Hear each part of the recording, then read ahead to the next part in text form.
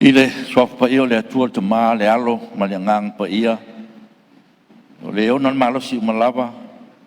O le alofa e whaapawau. O na pule au au.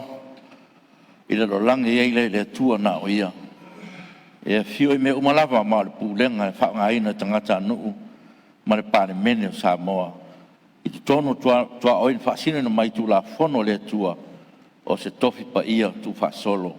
Tatu tu talo. Lo mato wa tua si se mato tfatang sia le nganga le loto mawalalo lau pule faito tas na ia toifo lau fa unga mana I lunga le nei pāne mene fa tonu mai oe na ia tonu ai a mato felafo inga mo le fa silsili ina o lo lava vi inga ma le soifua lau le leo tangata anu o Sāmoa lo mato tamai o le langi ia pa ia lo suafa Yo o mai lo ma. Ia faia lo finangalo le lo langi pe on faia le langi. Ia e foi mai a te matou le asunei o matou me ai tau mo le asu. Ia e fa mangalo ia te matou ia matou on sala. E pe o matou foi on matou fa mangalo ina atu. Ie wanga le mai ia te matou. Awa foi te ina I matou al fa so. Ia la vea ia te matou ai leang. Awa e o malo male mana. A tō male vi inga e whaabawau lava. Amen.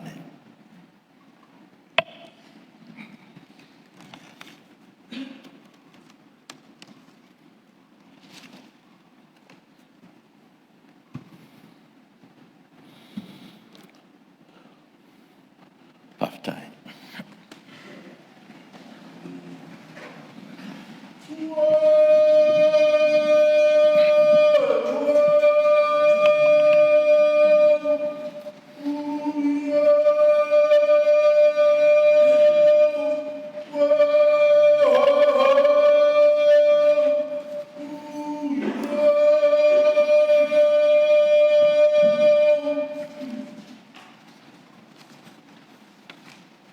O te whasisi la tua am te ria nei tau manga al fono au whai tu la fono.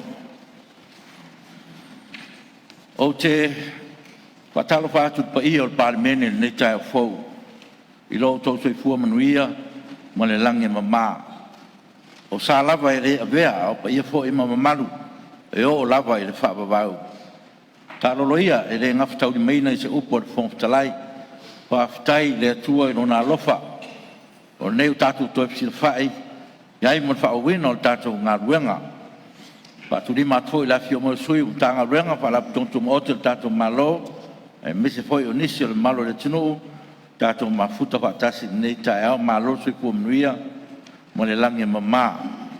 Pātalo whaat Sāmoa, I au tūlanga whaalupe lupe ina, I au tawhai fia, malo sui kua mnuia, malo le langi mamā nei tae au fau.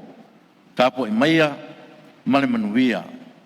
Le alfai vol tato mauta nei aso, ia lo fangia le tua usu ngafo no uma le tunu. Tato fa me moi le tua me uma.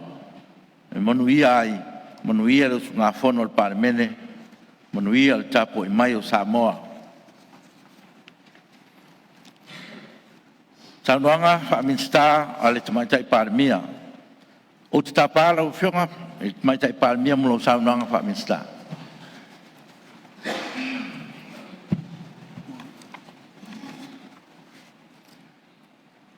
Lau a whionga I le whangwhitalai, sui mamalu o pārmen.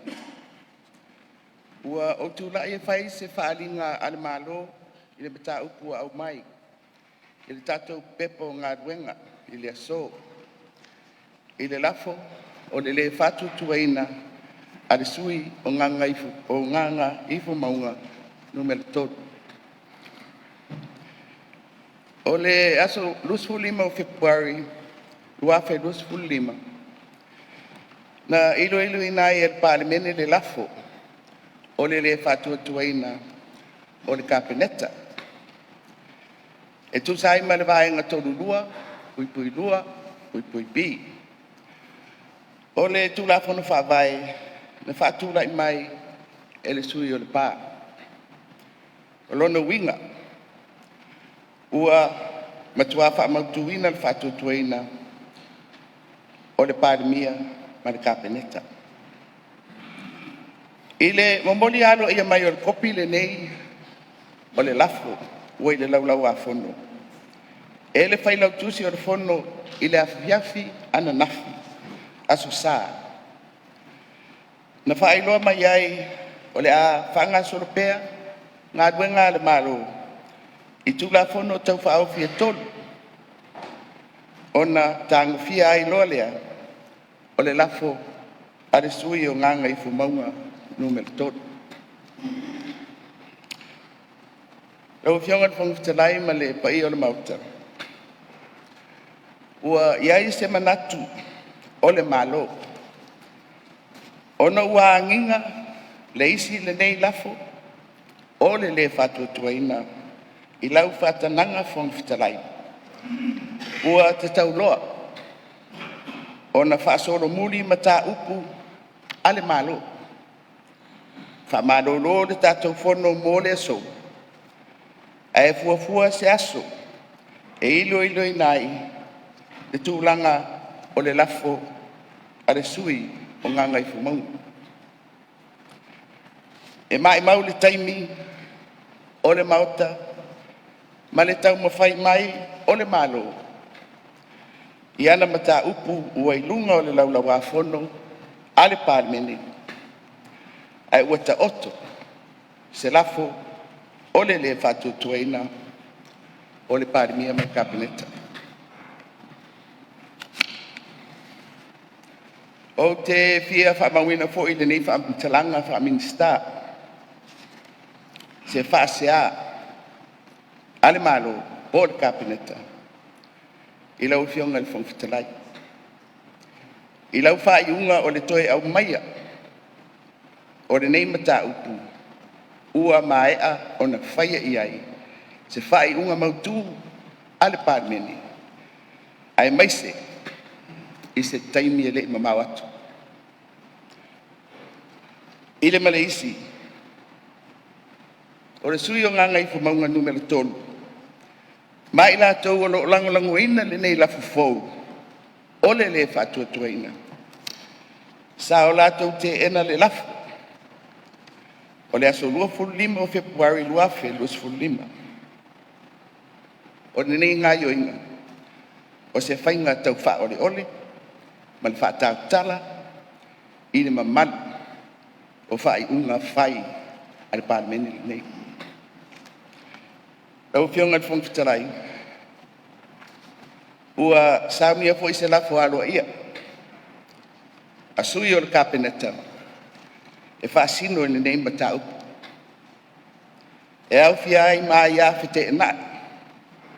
Ala ua fionga i le whangwhitalai. Ma le sui whangwhitalai i le mata upu le nei.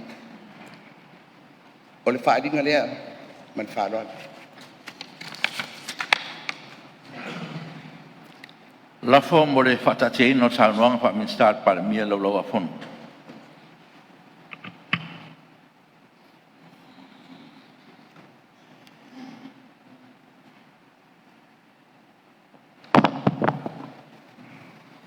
Lau whianga e ne te ua la loa ai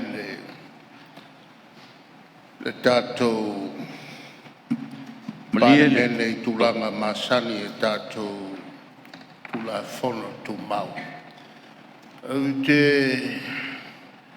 tūla i atu male ngāng whaalalo le nei tai ao.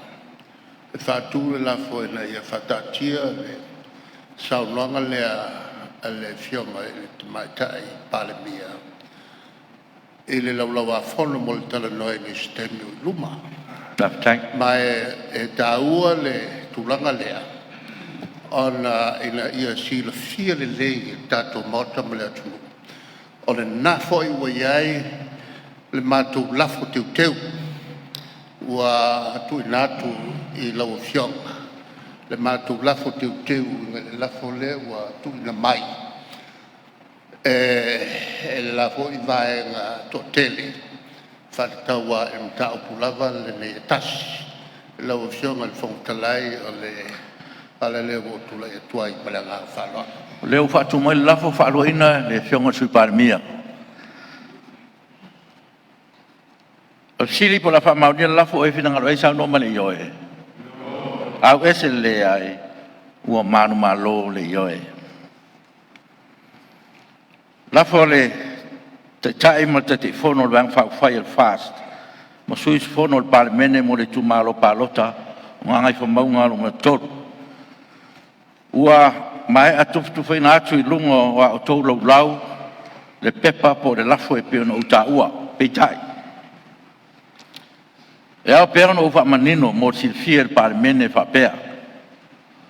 O la solusu tasi o Januari lua oru lima na o forisia ai lungo le pārmene le tarwhea ngai o se lafo le whatutuaina o na talanoina le pārmene, peitai.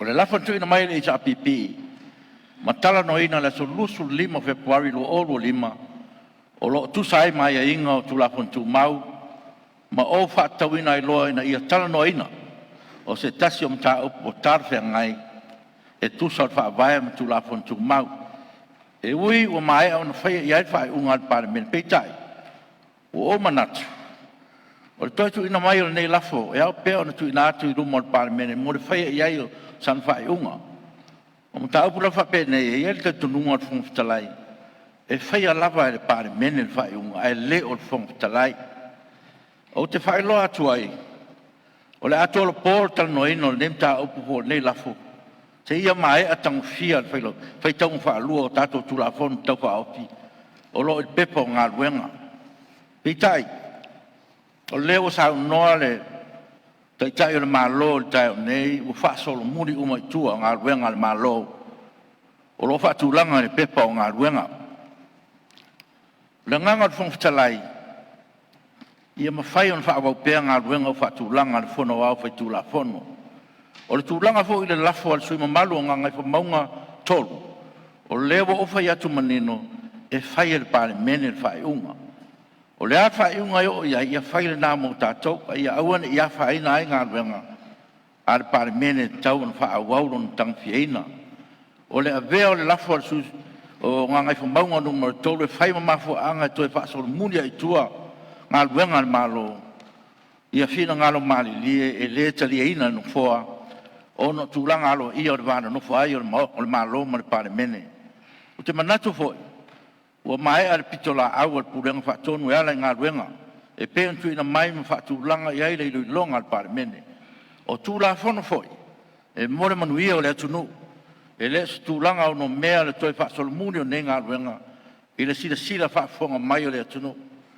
o lo ia inga I tūla whono tū mau e mwhai ei on toi whaasolomuni te tūla whono tau whaofia le malo o lea ia inga sa fa polo ina ne ia dia e mai ni fa le tonu e mo mi ai le toi ta pena o se tu la fono pitai o mta upu fina ngalo ne ia te tai malo e le tar fe ngai ono le o ile la sanga mo le lau li wina al pārmene e le fo se fa le tonu tu la mai ia nga wenga malo e le fo se mafu anga tar fe ngai o le atoi fa solo muni ai o le toi fa solo muni Wa tangi ai le lea mana I o le tau loa o mtafa I tausi al pārmene. Talu mai le aso rusu tasi I Januari lua oru lima. E le whai alava se le lenga I le vā le vai whau whai a le whaatua tua I le tua Sāmoa tasi. O le anganga le nā le whai unga le whongfitalai le nā so whono. O le whaapita auri tula I mai I le tai au nei tasi le nā mafua anga o le umi o le taimi e le iei lava se le lenga sa te tau o na whaatino. I whafo atu o le pārmene. Ua whai whai unga le whongfitalai, wha ngā solo whai taunga wha lua o tātou tūla whong tau wha awhi, o lo I pepa o ngā ruenga, o le aso whono le nei.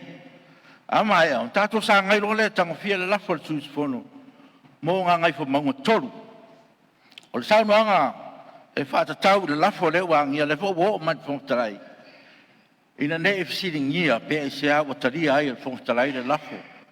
Ale suis fono mo nganga I maunga numero 3.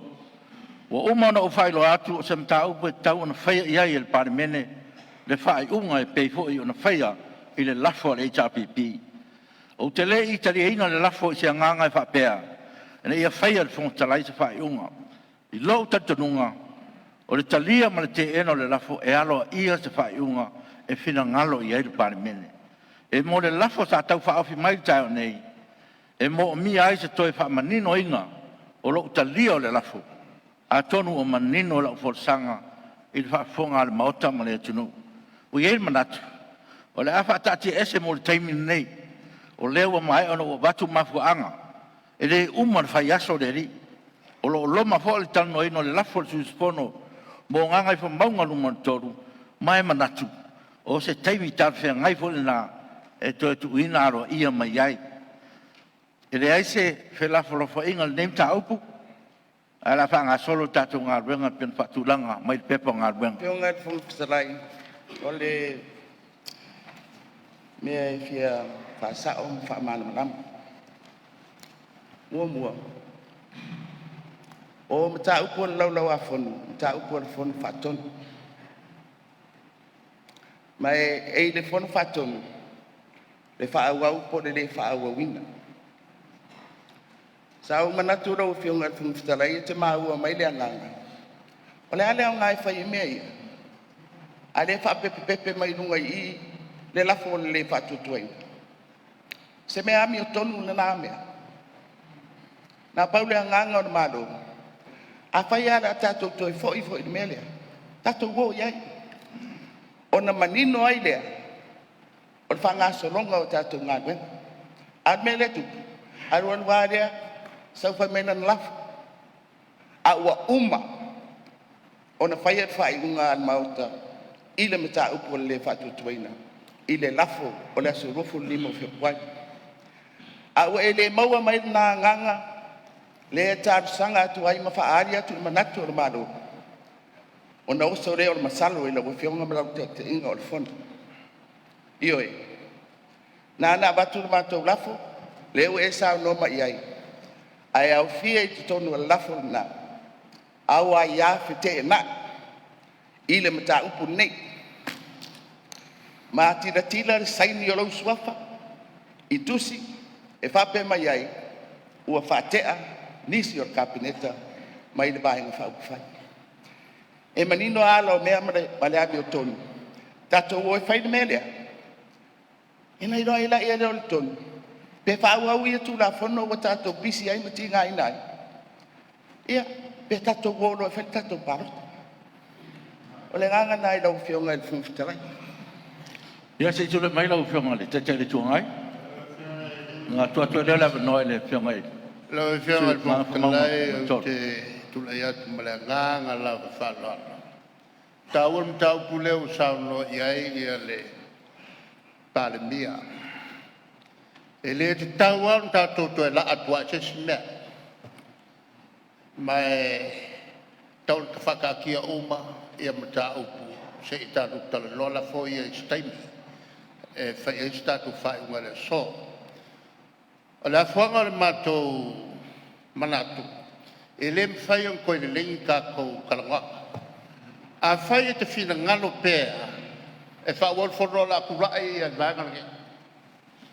Ala makuwo makire a wai il fa wo pe o fono a o le e ka oko ia ka ko honga ia e lango le finalo le pale mia tau fatati ese ta opu nei se mas ka bi pola so le ka ko ka la gole il la foia a leo mato tu mato lango ina mele le nga ko fa wa ngi ka ko fongo fa pe fe fa wa a le ka ki ba ka opu ia Molele, lau whionga le whongtalai, a whai whaawau, o le au esel vagana ngai le koe gai a wai kongol, o le kalgoha pini. Ia, tau no mai le sui o ngai whamonga toru. Lau whionga le whongtalai molo ua manoa.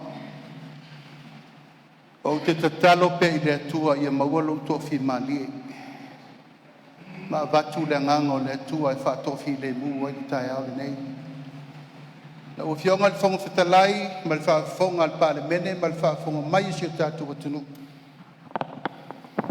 O lu maa whale ale nei na whai ai a tātou upu.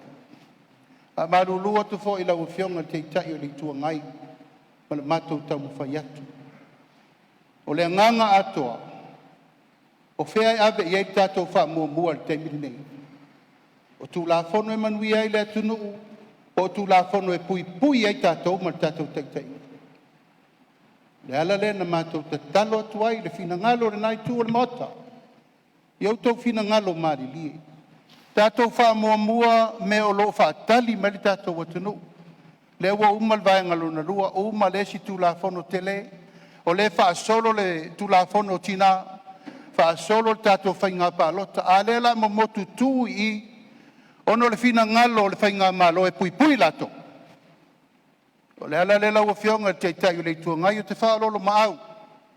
O le ua taunu mai lau tusi e la lango whaatasi malo mato manatu. O whea o iei lau whina ngalo.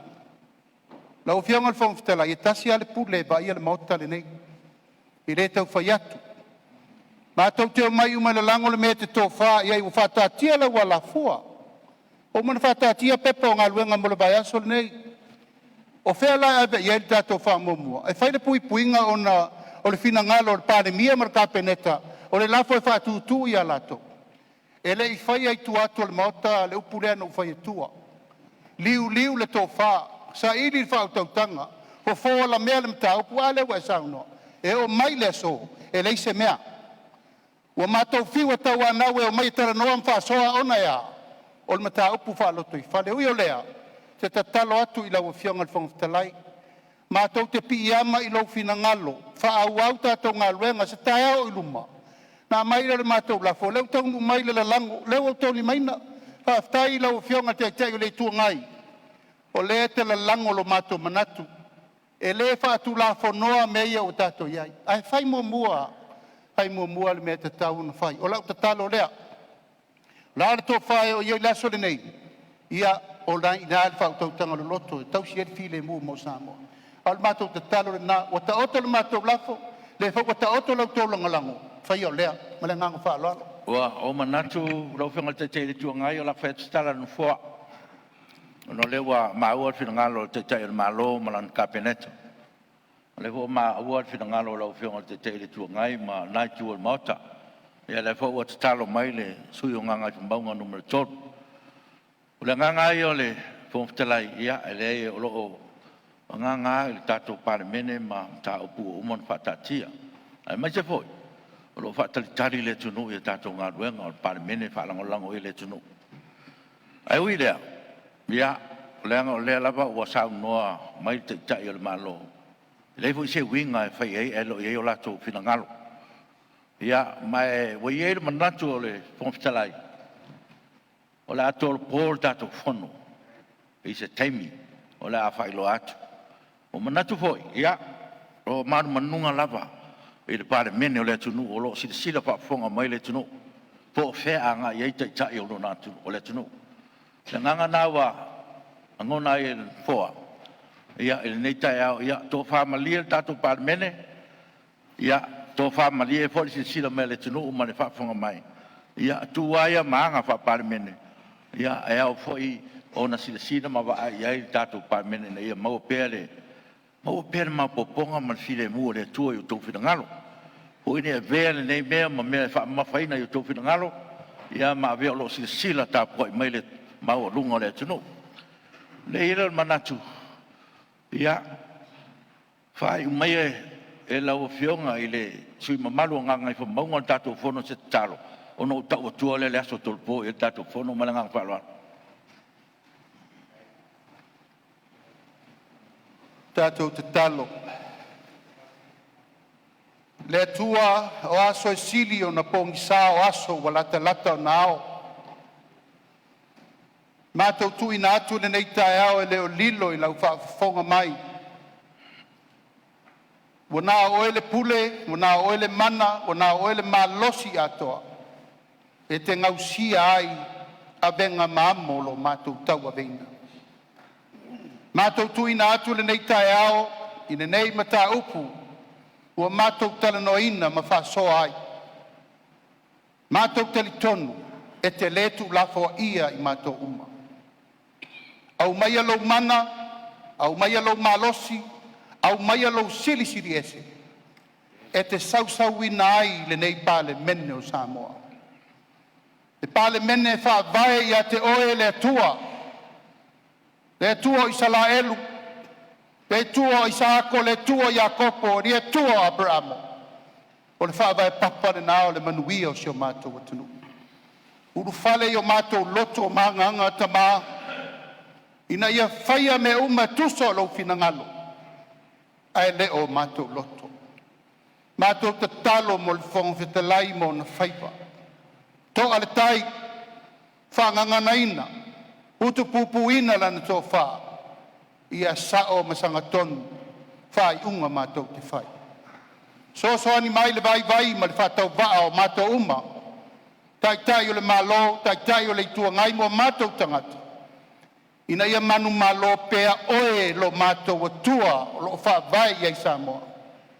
Ai tuli whawhorti Apollo mana whauwhaunga mana mai lei. Pātasi mai mo i mātou le nei aso. Pāmanuia le tāpua i mai a Sāmoa a toa. Ina ia manuia lo lātou walo whaipa. Ia mātou sisi le fua o le manu malo o e ke riso. Ia whaia la wami o tonu.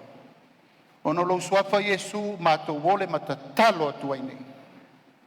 Amen. O te whasesila atu wa tolponeta o manga fono au patula fono. Se e uria le iwa, tol sfolu le tae au a tae au.